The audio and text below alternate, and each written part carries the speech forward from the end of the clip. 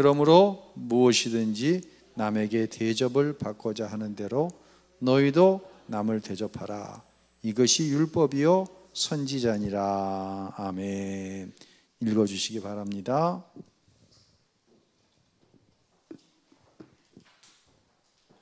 사랑하라는 말은 손해보고 살라는 말이 아닙니다. 사실 사랑하며 살라는 말씀은 하나님이 주시는 복 안에서 살라는 말씀입니다. 우리가 하나님의 자녀로서 받은 모든 복과 평안과 기도의 응답이 사실은 사랑과 연결되어 있기 때문입니다. 누가복음 17장 1절로 6절 읽겠습니다. 예수께서 제자들에게 이르시되 실족하게 하는 것이 없을 수는 없으나 그렇게 하는 자에게는 화로다. 그가 이 작은 자 중에 하나를 실족하게 할진대 차라리 연자 맷돌이 그 목에 매어 바다에 던지는 것이 나으니라. 너희는 스스로 조심하라. 만일 내 형제가 죄를 범하거든 견고하게 회개하거든 용서하라. 만일 하루에 7번이라도 내게 죄를 짓고 7번 내게 돌아와 내가 회개하노라 하거든 너는 용서하라 하시라. 사도들이 주께 여짜오되 우리에게 믿음을 더하여 주소서 하니 주께서 이르시되 너희에게 겨자씨 하나 알 만한 믿음이 있더라면 이 뽕나무더러 뿌리가 뽑혀 바다에 심기어라 하였을 것이요 그것이 너희에게 순종하였느니라. 아멘. 계속 읽어주세요. 제자들이 하루에 7번이라도 용서하라는 말씀에 믿음을 더하소서라고 구했습니다. 그렇게 용서하려면 더 큰 믿음이 필요하다고 생각했기 때문일 것입니다. 그러나 예수님께서는 겨자씨만한 믿음만 있어도 기적이 일어날 수 있다고 하셨습니다. 지금은 용서하기 위해 더 큰 믿음이 필요한 것이 아니라 들은 말씀의 순종이 필요한 때라고 말씀하신 것입니다. 예. 이 누가복음 17장 1절로 6절은 굉장히 큰 의미가 있어요. 첫 번째 의미는 뭐냐면 실족하게 하는 일이 없을 수는 없다는 거예요. 내가 누군가를 실족시키는 거예요. 그냥 쉽게 표현하면 시험에 들게 만드는 거예요. 내가 믿음으로 말하지 못하고 믿음으로 살지 못하고 그 악한 영향으로 인해서 누군가가 교회를 떠나가고 누군가가 믿음 밖으로 벗어나게 하는 것이 없을 수는 없어요. 사람이 살아가는데. 그런데 예수님은 엄격하게 경계하시는 거예요. 이렇게 실족시키는 것이 연자 맷돌을, 여러분 맷돌 아시죠? 그 맷돌을 목에 줄을 걸고 맷돌을 얹혀놓고는 바다에 던지면은 어떻게 하라는 얘기예요? 죽으라는 얘기예요? 살라는 얘기예요? 그건 죽으라는 얘기라는 거예요. 실족하는 일이 사람 사는 데 없을 수는 없지만 실족시키는 사람에게는 화가 임할 것이다 라고 하는 이 말씀이에요. 그러면서 또 넘어가면은요, 스스로 조심하기를 만일 형제가 너에게 와서 회개하고 라고 하는 단서가 붙어요. 회개하고 용서해 주세요. 7번을 회개하고 7번 와서 용서하라고 하면, 해달라고 하면 어떻게 해라? 용서해 주라는 거예요. 무슨 단서가 붙어요? 회개해야 한다고 하는 거예요. 자, 우리는 여기서 어떤 자유함을 얻으려고 하는 경향이 있습니다. 그래, 회개하면 내가 용서했지. 회개하지 않잖아. 그러니까 내가 용서 못하지. 이렇게 내가 용서하지 못하는 것에 대해서 뭘 하려고 그런다? 자유함을 얻으려고 하는 것이에요. 그런데 그러니까 제자들이 뭐라고 얘기하냐면 아무리 생각해도 용서할 자신이 없는 거예요. 그러니까 예수님께 믿음을 더 달라고, 큰 믿음을 달라고. 그러니까 믿음이 있긴 있는데 적어서 용서 못하니 큰 믿음을 달라고 그런 거예요. 그랬더니 예수님께서 뜻밖의 말씀을 하십니다. 얼마나 믿음만 있으면? 겨자씨 하나만한 믿음만 있으면. 겨자씨 보셨죠? 보시고 싶은 분은 목양실 오면 제가 보여드린다 그랬어요. 예. 깨보다도 훨씬 적어요. 후춧가루만 넣다고 생각하면 돼요. 아니, 제자들은 내가 믿음이 적어서 용서 못하니 예수님 큰 믿음 주세요. 그럼 내가 용서할 것 같아요. 아니다. 너희들이 믿음이 적어서 그렇지 않다. 겨자씨만한 믿음만 있으면 돼. 무슨 믿음? 내가 아직 무엇 되었을 때? 죄인 되었을 때. 내가 하나님과 무엇 되었을 때? 원수 되었을 때. 예수님께서 나 같은 죄인을 위해서 십자가에 죽으신 거예요. 내가 아직 죄인일 때예요. 너희가 이 믿음이 있다고 한다면, 너에게 이 겨자씨만한 이 지식이 너의 믿음이 된다고 한다면 용서하는 게 맞는 거야. 이렇게 말씀하시고 있는 거예요. 마태복음 18장에 보면 주인이 자신에게 1만 달란트 빚진 자를 부릅니다. 와, 너 이거 빚 갚아야지. 그랬더니 이 빚진 자가, 주인님, 제가 도저히 갚을 길이 없습니다. 제가 최선을 다해서 조금씩이라도 갚겠습니다. 그랬더니 주인이, 너 네 집 팔고 네 땅 팔고 안 돼? 네 처자식까지 다 팔아서 갚어. 그랬더니 주인이 한 번만 기회를 달라고. 그랬더니 주인이 어떻게 여겨서? 불쌍히 여겨서 라고 마태복음 18장에 나와요. 불쌍히 여겨서 1만 달란트를 탕감시켜 줍니다. 여러분, 1만 달란트는요, 우리 돈으로 그냥 환산하면 한 5조 원, 6조 원 정도 생각하면 돼요. 굉장히 많죠. 5조 원이나 6조 원 탕감시켜 버렸어요. 어떻게 여겨갖고? 불쌍히 여겨서.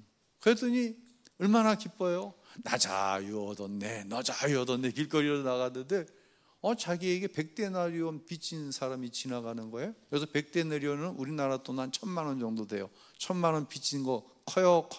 크죠, 이것도. 그런데 느닷없이 그 사람이 멱살을 잡고, 야 이놈아, 너 왜 1,000만 원 안 갚아? 옥에 갖다 집어넣어 버리는 거예요. 그러니까 주위의 사람들이 이 1만 달란트 탕감받는 사람이 괘씸해요. 엄청나게 괘씸해요. 엄청나게 괘씸해야지. 왜 괘씸해? 아니 1,000만 원 안 갚아서 옥에 갖다 넣었는데 왜 괘씸해? 당연하지. 당연하지 않은 이유는 뭐예요? 자기는 얼만큼 탕감받았는데 5조 원을 탕감받아 놓고서는 1,000만 원 빚졌다고 옥에 갖다 가두니까, 그러니까 주인에게 가서 고자질을 한 거예요. 그런 일이 있었대요.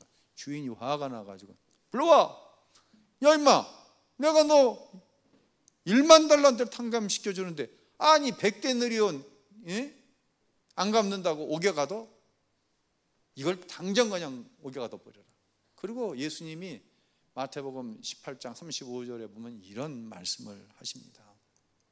너희 중에 원수를 용서하지 않으면 하늘 아버지께서도 너희를 용서하지 않는다고 말씀하시는 거예요. 그러니까 제가 오늘 1, 2부 설교에도 용서를 이야기하면서 클린턴 대통령이 왜 회복될 수 있는가에 대해서 진정한 회개를 말씀드렸잖아요. 진정한 회개 있어야 돼요. 그런데 예수님께서 말씀하시는 겨자씨만한 믿음은 어떤 믿음이냐면, 내가 아직 죄인 되었어. 내가 여전히 하나님과 원수될 때 하나님께서 나를 어떻게 여기셔서? 불쌍히 여기셔서. 여기서 불쌍히 여긴다는 말은 단순히 아이 불쌍한 놈, 이게 아니라 너무너무 사랑하기 때문에 불쌍한 거예요. 그러니까 나는 회개에서 구원받은 게 아니라 아직 죄인 되었을 때, 하나님 앞에 원수 되었을 때, 그 상태에서 예수님이 나 같은 죄인을 위해 십자가에 죽으심으로 구원함을 받은 거예요. 무슨 의미인지 이해가 되시죠? 그러니까 제자들이 제가 믿음이 없어서요. 이유가 된다 안 된다? 이유가 되죠. 잘 안 되니까. 이 이야기를 듣고도 잘 안 되잖아요, 우리는 이게. 그러니까 이유는 되죠. 그런데 정말 우리의 마음속에 내가 자유함을 얻기 위해서 그 사람 용서해달라는 얘기 안 했거든요. 이것은 이유가 된다 안 된다? 이유가 안 된다는 거예요.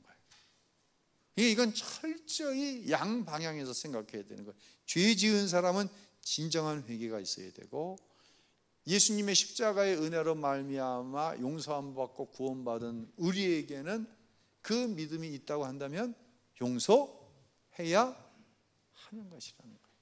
그러니까 이게 하나님의 사랑의 편에 서서 볼 때와 하나님의 공의라고 하는 편에 서서 볼 때 약간의 해석이 달라지는데, 우리는 용서해야 됩니다. 그러나 이 용서를 함부로 이야기하면 이건 안 되는 거예요. 이건 하나님이 정말 싫어하시는 죄예요. 용서하라고 그랬는데 너 왜 용서 안 해?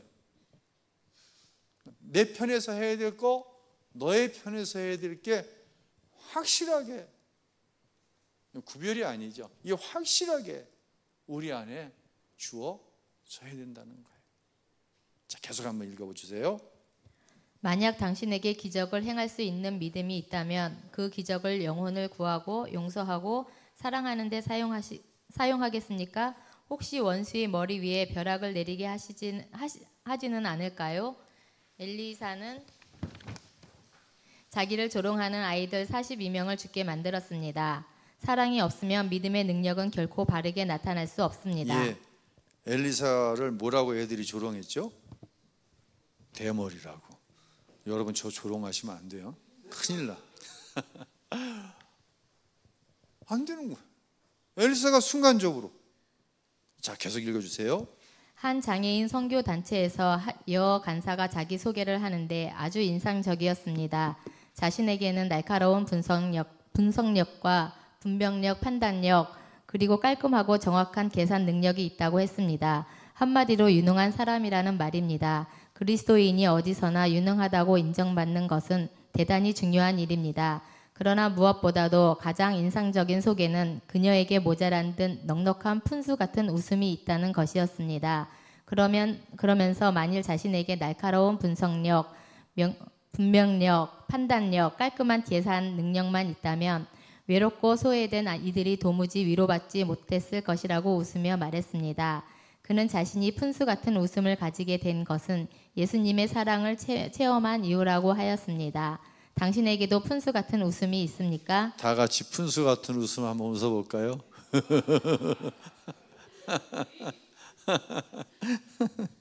염장로님, 대표로 한번 하실래요? 자, 마태복음 7장 7절로 11절, 우리 좀 길지만 읽겠습니다. 구하라, 그리하면 너희에게 주실 것이요, 찾으라, 그리하면 찾아낼 것이요, 문을 두드리라, 그리하면 너희에게 열릴 것이니 구하는 이마다 받을 것이요, 찾는 이는 찾아낼 것이요, 두드리는 이에게는 열릴 것이니라. 너희 중에 누가 아들이 떡을 달라 하는데 돌을 주며 생선을 달라 하는데 뱀을 줄 사람이 있겠느냐? 너희가 악한 자라도 좋은 것으로 자식에게 줄 줄 알거든 하물며 하늘에 계신 너희 아버지께서 구하는 자에게 좋은 것으로 주시지 않겠느냐. 예, 여기까지 우리는 잘 알고 있어요. 어떻게 한다? 구하면 주신다, 두드리면 열린다, 찾으면. 이걸 기도로 많이 사용을 합니다. 또 아들이 떡을 달라는데 돌을 줄 부모가 어디 있고, 자식이 생선을 달라는데 뱀을 줄 부모가 어디냐. 하물며 우리 하늘 아버지께서 구하는 이에게 좋은 것을 주시지 않겠느냐. 딱 여기까지 우리는 인용을 합니다. 여기까지 설교를 합니다. 그런데 이것은 아까 말씀드렸어요. 하나님의 사랑의 편에서 우리는 자유함을 얻기 위해서 용서하는 것이 아니라 진정한 마음으로 하나님께서 내가 죄인 되었을 때 십자가에 예수님을 내어주신 것처럼 사랑해야 됩니다. 공의의 편에서 내가 누군가에게 잘못한 일이 있으면 반드시 진정성 있는 회개를 해야 합니다. 이게 항상 같이 가야 되는 거예요.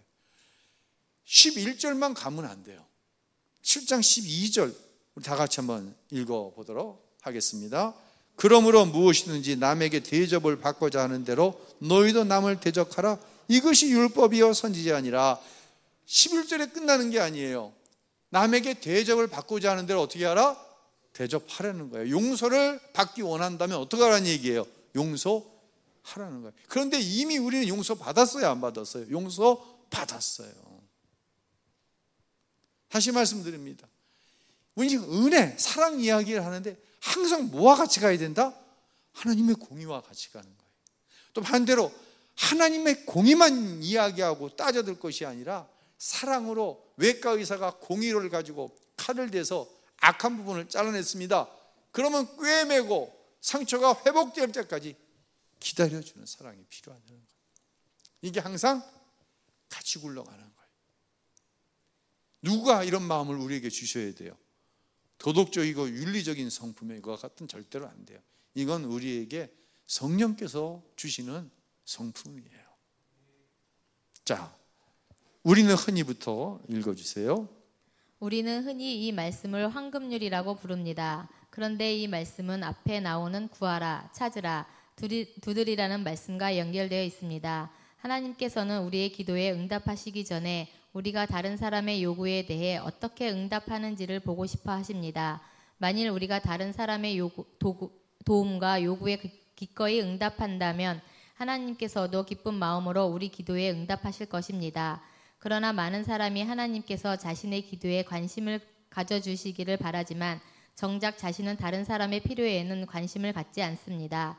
직장에 다니는 사람이라면 대우받기만 바라지 말고 회사를 생각하는 마음이 있어야 합니다. 사업을 한다면 이익을 얻을 생각만 하지 말고 고객이 정말 원하는 것을 주고 싶어 하는 마음을 가져야 합니다.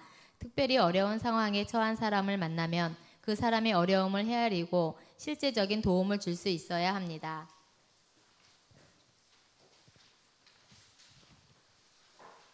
2004년 중국 코스타에 참석했을 때 한 자매가 상담을 요청해 왔습니다. 하나님께서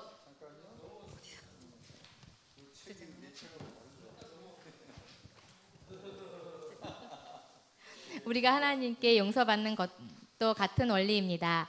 예수님께서는 우리에게 기도를 가르쳐 주실 때 우리가 우리에게 죄 지은 자를 사하여 준 것 같이 우리 죄를 사하여 주시옵고라고 하셨습니다. 우리가 우리에게 죄 지은 사람을 용서하지 않으면 하나님께서 우리의 죄를 용서해 주시기를 기대할 수 없다는 말씀입니다. 주기도문에 우리가 우리에게 죄 지은 자를 사하여 준 것 같이 우리의 죄를 사하여 주옵시고, 이거는 조건형은 아니에요. 조건부는 아니에요. 무슨 의미냐면요, 내가 어떻게 했으니 하나님도 이렇게 해주시고, 내가 용서하지 않았으니 하나님이 나를 용서하지 않았고, 그럼 우리 가운데 용서받을 사람이 있어요, 없어요? 하나님 앞에 누가 있을까요? 여러분 다 용서하셨어요? 용서하지 못한 사람이 한 사람도 없어요? 아니잖아요. 제 안에도 있어요. 오늘도 그 문제 때문에 힘이 들었어요. 그럼 하나님이 나 용서하지 않으세요? 이 이야기는 아니에요. 이것도 산수적으로 할 얘기가 아니라 하나님께서 이것을 우리에게 원하신다는 거예요. 요구하시는 게 아니라, 요구면 조건이 되죠. 너 이렇게 하면 해야 돼, 그럼 내가 이렇게 해줘. 요구가 아니라 하나님의 우리를 향한 원하심이라는 거예요. 제가 지난 금요일 날 그런 말씀 드렸어요. 굉장히 힘들 때가 있다. 정말 하나님이 어떤 때는 하나님이 정말 나와 함께 하시나 의심이 들 때가 있다. 어느 때냐? 내가 변하지 않을 때. 그때 왜 하나님이 나를 좀 더 변화시켜서 써주시지 않지?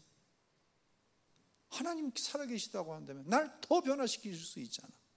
이런 욕심이 있는 거예요. 이건 요구가 아니에요. 하나님의 원하심에 대해 좀 더 자발적이고 적극적이고 임기응변적이 아니라 내 품성 자체가 변화되어서 하나님의 원하심 앞으로 더 가까이 나아가고 싶은 마음이 우리에게 있다는 거예요. 우리에게 있기 때문에 이 오후에 제자 양식원에 나오는 거예요. 근데 이러한 마음은 십자가에서 이미 허락이 되어졌고 허락이 된 거예요, 우리에게. 근데 이 분량이 자라나게 하시는 것은 내 안에 계신 성령께서 하시는 역사다라고 하는 거예요. 자, 계속 읽어주세요. 많은 사람이 인간관계에서 이해 득실을 따지고 계산적으로 행동합니다. 그 이유는 하나님께서 복을 주시는 원리를 이해하지 못하기 때문입니다. 우리는 하나님으로부터 복을 받고 싶어 합니다. 그러나 복을 받으려면 먼저 다른 사람이 우리를 축복하는 은혜를 받아야 합니다. 야곱이 이것 때문에 에서와 다투었습니다. 하나님께서는 복을 주시기 전에 먼저 다른 사람으로 하여금 우리를 축복하게 하십니다. 민수기 또 마태복음 쭉 있는데요. 누가복음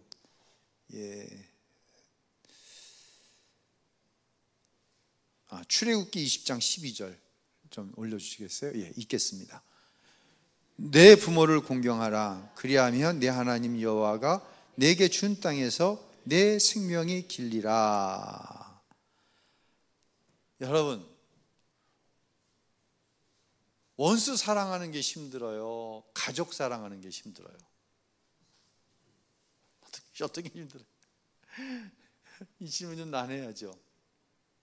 원수를 사랑하는 게 힘드니까 가족을 사랑하는 게 힘듭니까? 어떤 게 힘들어요? 둘 다 힘들죠. 둘 다 힘들어요.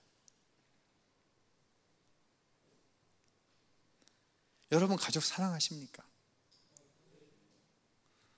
원수처럼 생각되는 사람은 없어요? 정말 미운 사람 없어요? 용서가 안 되는 사람 없어요? 전 있어요. 정말 힘들어요.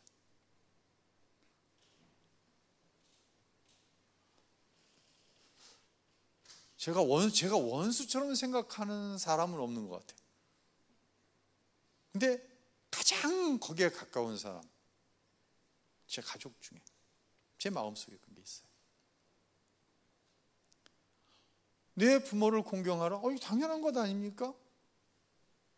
뭐 상까지 거기 약속을 합니까? 뭐 내가 준 땅에서 내 생명이 길이라? 뭐 흔히 뭐 장수의 축복을 주신다. 부모 사랑하면. 그렇게 요구하시니까 사랑하는 거 아니잖아요, 우리는. 그렇죠? 하나님의 원하심이 거기에 있으니까.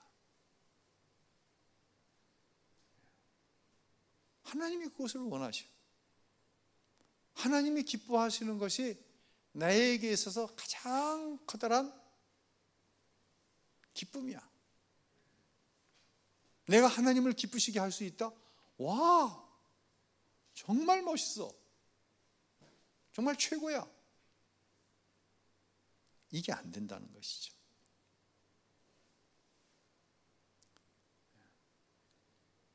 그래서 제가 이 말씀을 이제 읽으면서 안 되는데 해내야 된다, 이거는. 어떻게 된다? 안 되는데 어떻게 해야 된다? 해내야 된다. 무슨 의미인지 아시겠죠? 이게 지금 여러분 마음 아니에요? 안 되는데 이거 해내야 돼. 그렇죠? 제 마음은 그래요. 안 돼. 근데 해내야 돼. 제 경험으로는 안 되는데 하나님 이거 저 해내야 돼요. 하나님 저 이거 해내야 돼요. 하나님이 뭘 지켜주실까요? 내 마음을 지켜주시더라고요. 안 돼. 막 여기까지 올라왔어. 여기까지 올라와서 이런 튀어나오는 게 아니라 이미 여기까지 올라와 있어. 이게 지금 꾹 압축이 돼서 튀어나갈 판이야.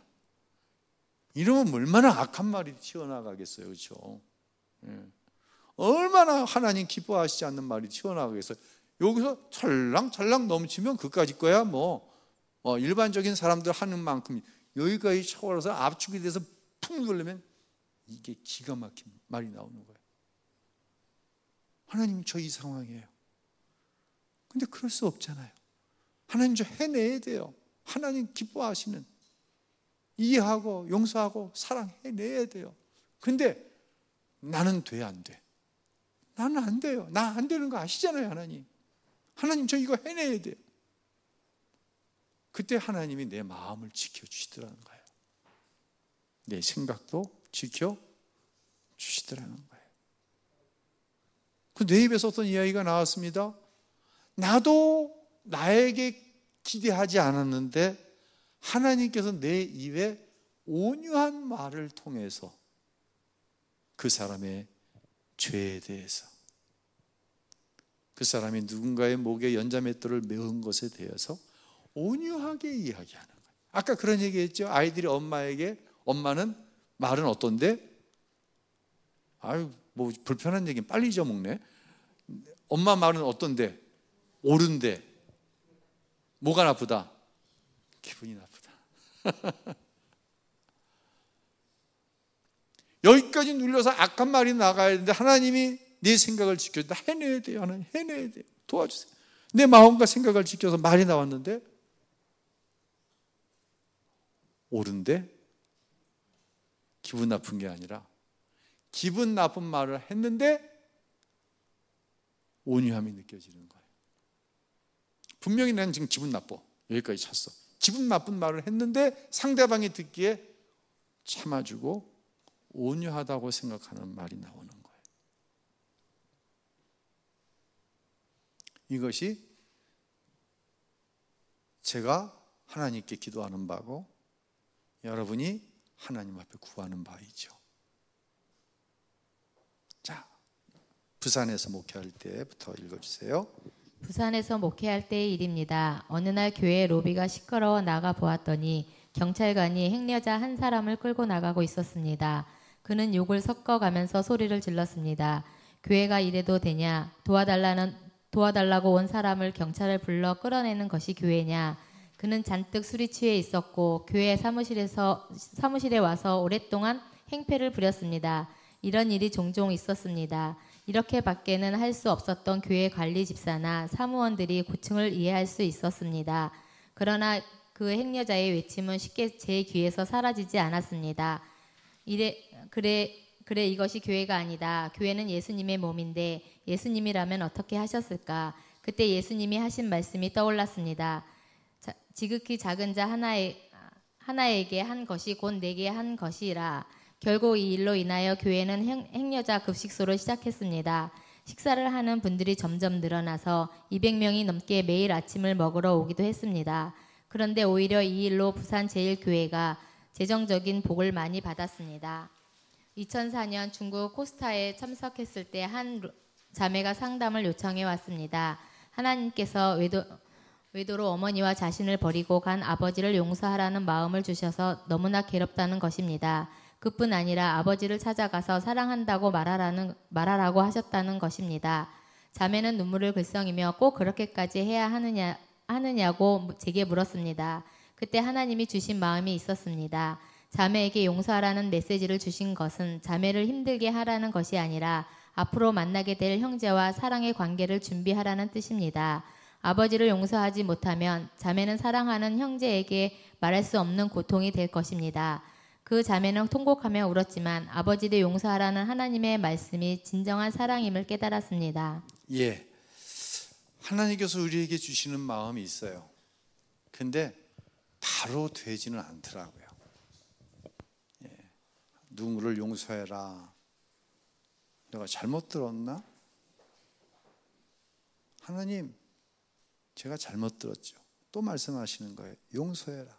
아니, 그냥 용서하는 게 아니라 적극적으로 그 용서를 표현해라. 또 말씀하시네. 근데 하나님, 저는 못할 것 같아요. 저는 할 수가 없어요. 하나님 또 말씀하시는 거예요. 용서하라니까. 그 사람을 위해서도 용서하지만 너 자신을 위해서 용서해라. 하나님께서 이 마음을 주시면은요, 반드시 하나님께서 그 용서를 표현할 수 있는 기회를 주세요.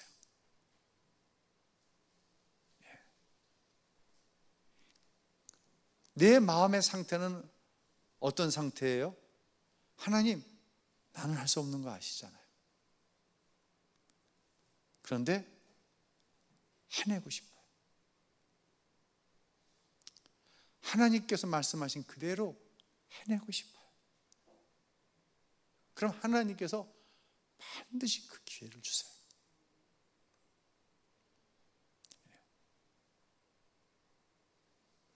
그 기회가 나에게 왔을 때 여러분이 해내고 싶었던 대로 하시면 돼요.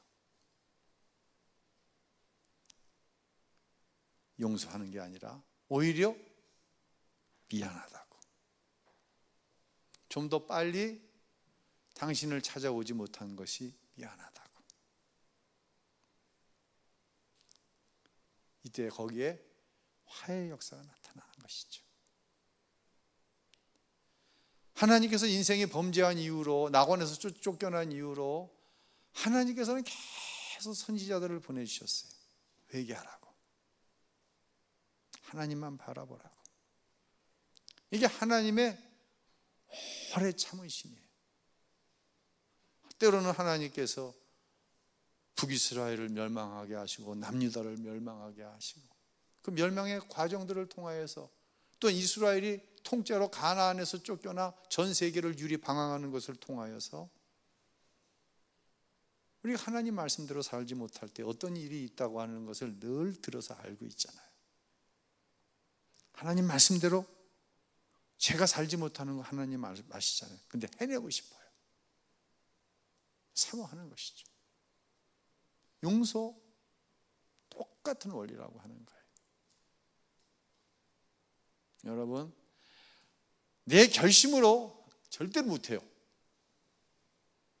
근데 여러분 마음속에 해내고 싶어요 라고 하는 마음을 하나님께서 주셨다고 한다면 하나님께서 기회도 주실 거예요. 반드시 기회를 주세요. 그 마음을 주셨다고 바로 기회를 주시지는 않더라고요. 사순절 때 금식을 하면서 기도하는데 용서하라고 그러는 거예요. 잘못 들었지. 말도 안 돼.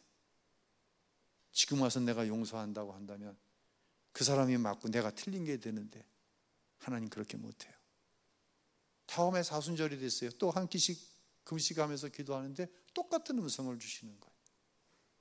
내 마음이 열려지는 거예요. 하나님, 내 논리는 안 되지만 해내고 싶어요. 하나님께서 계속 내 마음에 감동을 주시는데 해내고 싶어요. 기회를 주시더라고요. 그때 하면 돼요. 여러분, 스스로 정죄하지 마세요. 왜 나는 이걸 못하지? 오늘도 용서하라는 말씀을 받았잖아요. 왜 나는 못하지? 다시 말씀드립니다. 내 마음속에 무슨 마음만 있으면 된다? 하나님, 어떻게 해내고 싶어요? 답을 얘기해버렸네. 하나님, 해내고 싶어요. 이런 간절함을 가지세요. 그럼 누가 하신다? 하나님이 하세요. 아멘. 예, 이번 한 주간 하나님께서 우리에게 뭐라고 말씀하실지 몰라요. 우리는 정말 해내고 싶은 많은 것들이 있어요. 하나님의 원하심에 대해서 적극적으로, 내 믿음이 적어서 그렇게 이야기하지 마세요. 그렇게 자유함을 얻으려고 하지 마세요. 누구들처럼, 제자들처럼 내가 좀 더 믿음이 크면 해낼 것 같아. 아니에요. 그거 아니에요. 이미 하나님은 믿음을 주셨어요. 우리 마음을 바꿔야 돼요. 내 믿음이 커져서가 아니라 해내고 싶어요. 하나님, 내 마음 지켜주세요. 내 생각을 지켜주세요. 저 해내고 싶어요. 하나님, 해낼 수 있어요, 저. 근데 나로는 안 돼요. 하나님, 나에게 힘 주세요. 하나님께서 이번 한 주간 여러분의 마음속에 이미 이 마음이 있잖아요. 하나님께서 힘 주실 거예요. 하나님께서 감당하게 하실 겁니다. 그 일을 위해서 우리 안에 성령을 보내주셨거든요. 예, 한 주간 덥고 많은 어려움이 있지만 꼭 이 말씀 붙들고 어려울 때마다 해내고 싶어요. 하나님, 해내고 싶어요. 저도 그렇게 기도하고 있거든요. 여러분도 함께 기도하세요.